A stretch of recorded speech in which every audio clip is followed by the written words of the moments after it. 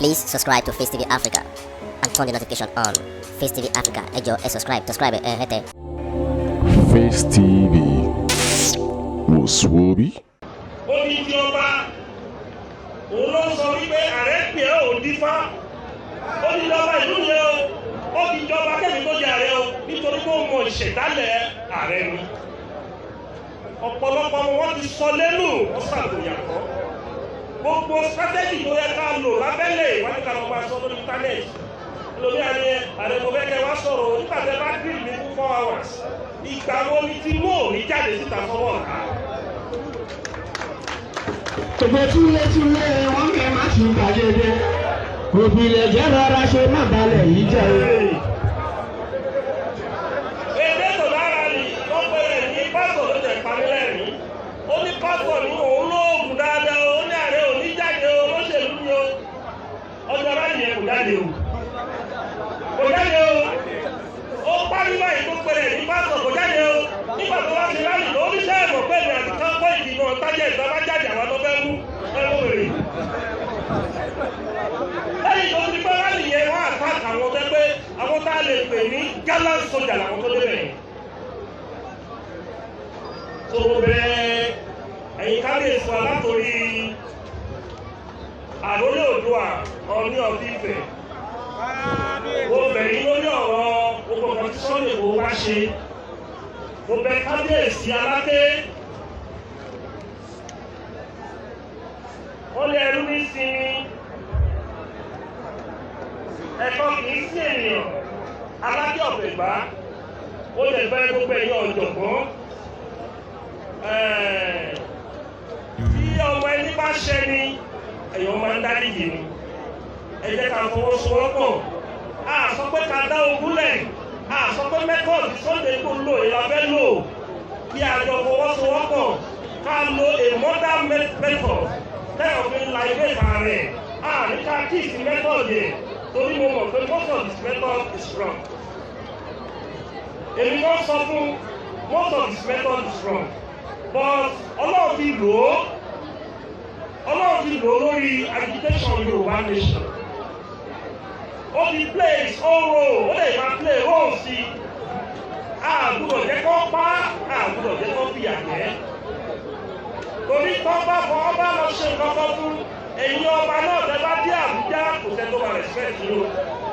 Nígbà tí ẹ bá fi ká eyín, nígbà tí ẹ fi ká eyín ajá tó ń gbó àbí láyọ̀ tó ń jà fún yín kí ló máa fi dé ọ̀gá jẹ tó bá wá. Tó mo bẹ̀yẹ̀ ìjọba. Àtọ́rí gbogbo ọba tó bá bínú ẹ̀fọ́ wọ́wọ́nú gẹ́gẹ́ bí Ààrẹ Ọ̀nà Kakanfò lẹ́yìn Yorùbá ló bẹ̀ yìí. Tó bá yẹ pé òkú mi rí, tó bá yẹ pé ọ̀rọ̀ sọ̀pọ̀tẹ̀ òkú mi rí, mo sọ wẹ́lẹ̀ ẹni kò tí ṣòwò ẹ̀kú mi rí. Ṣùgbọ́n olórí tí ò bá ní ìdáríjì ọ̀tá Ọlọ́run ni. Mo bẹ̀ yín o, mo lè bẹ̀ yín gómìnà tó bá ti ṣe. Àwọn gómìnà yẹn tẹ̀ fáì nínú kọmíníkè wọn. Wọ́n pa lówe ọ̀dọ́ wọn dárúkọ. Wọ́n ní kí agbófinró tó mú ẹnì kankan ní state àwọn ó gbọ́dọ̀ jẹ́ káwọn gbọ́ as a chief security officer. Kí ni bí tìtọ́ fi sọ yẹn pé wọ́n wo level of damage táwọn security officer tó wá sílé Sunday Igboho wọn commit. Wọ́n pa èèyàn 8. Wọ́n kó aṣọ ẹni kí ló ń tẹ̀lé pàṣẹ òògùn. Ṣé aṣọ òògùn tí wá jẹ́ evidence ni? Aṣọ ògbérí tó wọ̀ yìí part of our culture. Àbẹ́bí tí mo sọ ìta bá pàṣẹ yẹn ní gbòògùn bẹ́ẹ̀ ni.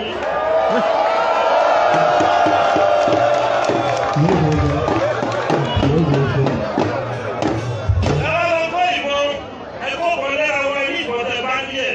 Àwọn ìṣọ̀ pé ilé ẹ̀rẹ́ tí gbòògùn ní ìbọn tẹ pàdé yẹn. Ẹ wá lọ kọ pé ọwọ́ kọ́sọ̀mù wá lè wọ fídíò tó gbà kọ̀ọ̀kan lọ́wọ́ kọ́sọ̀mù ni. Ẹ̀yọ́ ọmọ Yorùbá ẹ jẹ́ ká wẹ́kọ̀ bo. Ẹ gbàgbé ẹ jẹ́ ká gbàgbé ọ̀tẹ̀. Ẹ jẹ́ ká gbàgbé nǹkan tó bá ti ṣẹlẹ̀ sẹ́yìn. Ó ní ìgbàdẹ́mì dìde ní ọ̀dọ́, ó ní kọ́lọ́run ṣe lò mí fún Ọbásanjọ́. Tí Ọlọ́run bá lò mí wọn bá Dánilábọ̀ bá bíṣ Ọbásanjọ́. Ó dẹ̀ ní bí Ọlọ́run ṣe ń lo Sunday Igboho lọ́wọ́ tàwa yìí. Àwọn tá a jẹ́ olórí tá a já bàbá gbọ́dọ̀ báàgì ẹ̀. iṣẹ́ ló ṣe bá ṣe owó ṣe dáná.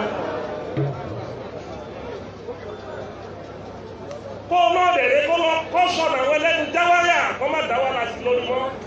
ó bá sọ ọ̀kan ìjọba àwọn obìsì láti fi lọ́rùn máa sọ fún yín. nígbà tó ń lọ ọkọ bẹ̀rẹ̀ tí mi ò tí ì mọ̀ ọ̀kan tó ń jẹ́ Yorùbá wọ́n ní bí mo ṣe ń wá dà sí ojú ẹ̀ lọ bí mo ṣe ń wá dà sí ojú ẹ̀ lọ.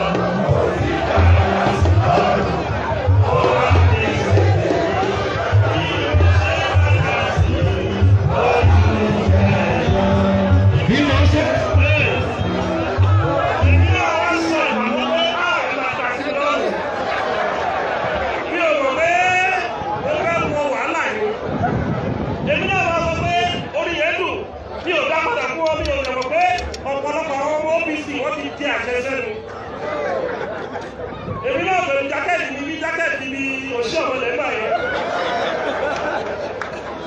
Nígbà tó máa dá ọ̀rọ̀ sí lọ́rùn Ṣómólú. Láì sí bẹ́ẹ̀, láì jẹ́ mẹ́fà Ṣómólú. Èmi náà rí pé ọ̀rọ̀ yẹn ti tèmi lọ. Wọ́n ti wọ́n kọ́ni lọ. Yorùbá máa ń tìyàn ní o. Ọ̀gá wa ẹ tú wá sílẹ̀. Ọ̀gá wa ẹ tú wá sílẹ̀. Àwọn olóṣèlú rẹ̀ kọ́ má ṣe ṣírò àwọn.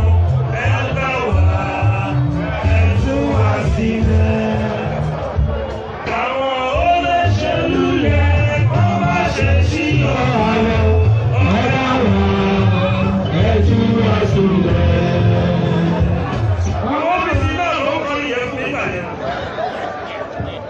Èmi náà dẹ àbílẹ̀ kò sí wàhálà àbílẹ̀ aṣọ wa nígbà tó ń gbá kọ̀ọ̀kan fún mi mo gbà yé pẹ́lẹ́ wá. Àgbà wa búra stéèjì Sunday kò ló wà yẹn stéèjì tẹ́mi ní bílẹ̀ ní 20 years ago kò ló ṣẹlẹ̀ sí mi ọ̀tọ̀ mi. Gbogbo ẹnikẹ́ni tó lè gbàgbọ́ lè fún alálẹ̀ Yorùbá dà fún mi. Mo sọ nígbà yẹn àwọn ẹlẹ́nu dáwáyà. Ó ní àwọn tó rí ìjẹ àwọn tó rí ìjẹ yìí ẹ jẹ́ ìjọ olóṣèlú kan lẹ́kọ̀ọ́ wọn.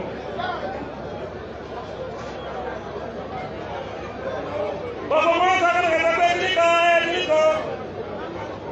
Wọ́n náà wò pé òun wá unity àwọn ọmọ ogun. It's better to train your constant soldier. You better lọ mú ajagunta ìbọ̀dé kòlọ̀kòmọ́ra. It's better you train your loyal and constant soldier kó wà lẹ́yìn yẹn tí gbọ́ ọ̀gá lọ háyà brave ajagunta tẹ̀sán ọ̀dàlẹ̀ ni. Àwọn ọ̀dàlẹ̀ ajagunta wọ́n ní inflicting loyalties. The highest bidder kò lọ ká lọ. Òwe sọ fún yàrá lóyún ẹ ti gbìyànjú o. Ẹ ti gbìyànjú. Ṣùgbọ́n ẹ má kọ́ sábẹ́tì sí àgbàrá yìí ó.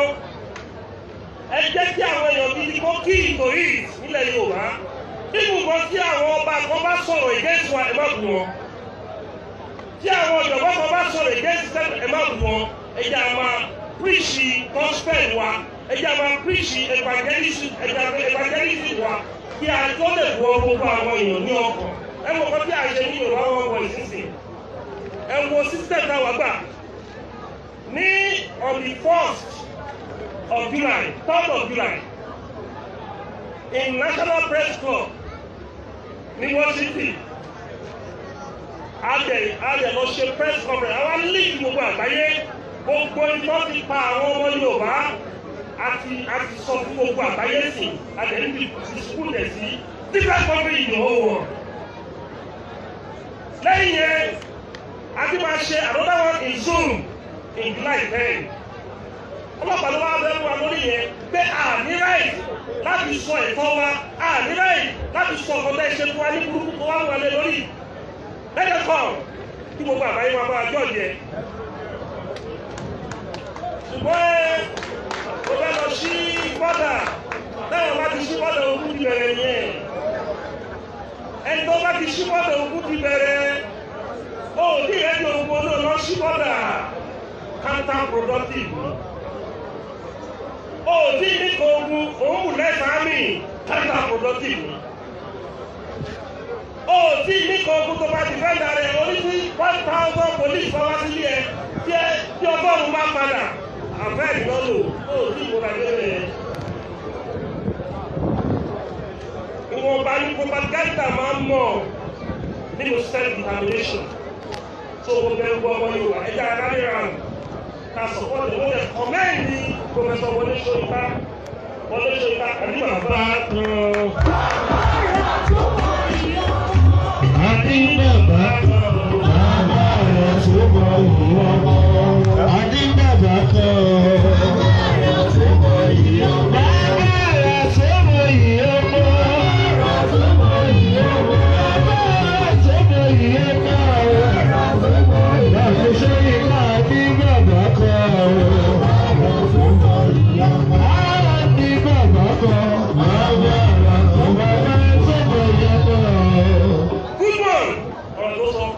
bí mo ṣe kọ́ mọ́ mo báyìí fọ́n sí pẹ̀sì máa kọ́ pé ìjọ ìṣẹ̀lẹ̀ ó bíríìfù ní gbogbo tó ṣẹlẹ̀ mo pè kẹ́yìn ó yá statement yá èmi mo kọ́ ìṣù statement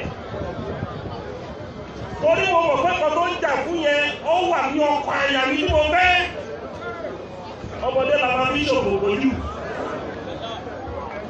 ipò tí mo dé yìí mi ò lè ṣe gàràgàrà bó ṣe ń ṣe yìí ọ̀rọ̀ tí bá sọ ó ti gbọ̀rọ̀gbọ̀rọ̀ 10 years long. Because institution tí mo jókòó lé lórí is a strategic institution in the entire Yorùbá race. Mo lè gbọ́dọ̀ wà conscious pẹ̀lú bí mo ṣe máa behave kí n bá wà disappoint gbogbo institution ilẹ̀ Yorùbá. Mo gbọ́dọ̀ wà conscious pẹ̀lú ipò tó ti exist láti 1530 almost 500 years. Ipò tó ní èsì láti bí 500 years, Ààrẹ Ọ̀nà Kakanfò was founded in 1530. Bí o gbúdọ̀ disappoint gbogbo lẹ́yìn Yorùbá pé ó ní bí ààrẹ rò bó ṣe ń ṣe. Mo gbọ́dọ̀ fi ọgbọ́n ṣe é, mo gbọ́dọ̀ fi làákàyè ṣe é, mo gbọ́dọ̀ kárí àwọn Yorùbá along ọdún òkú kọ́kọ́ ló wájú ẹ̀rọ.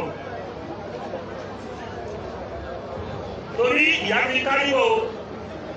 Tí a bá lè fi kárí ó máa ń tó pọ̀ ní o tó o bẹ gbogbo lẹ̀ Yorùbá ẹja fi mọ̀ ṣọ̀kan bí àwọn kan ṣe dúró tì mí nígbà ìṣòro ní 2000 and 2001 àwọn àgbà Yorùbá kan wọ́n owó àṣìṣe ní wọ́n dúró tì mí ẹ̀jẹ̀ àgbọ̀ ní Sunday Igboho torí ọmọdé mo wà ń gbà yẹn èmi náà ti wá dàgbà báyìí nígbà táwọn kan ti ṣẹ́kù mi ní dáadáa nígbà yẹn èmi náà gbọ́dọ̀ ṣe tiẹ̀ torí wọn tó ń ta bàtà sórí.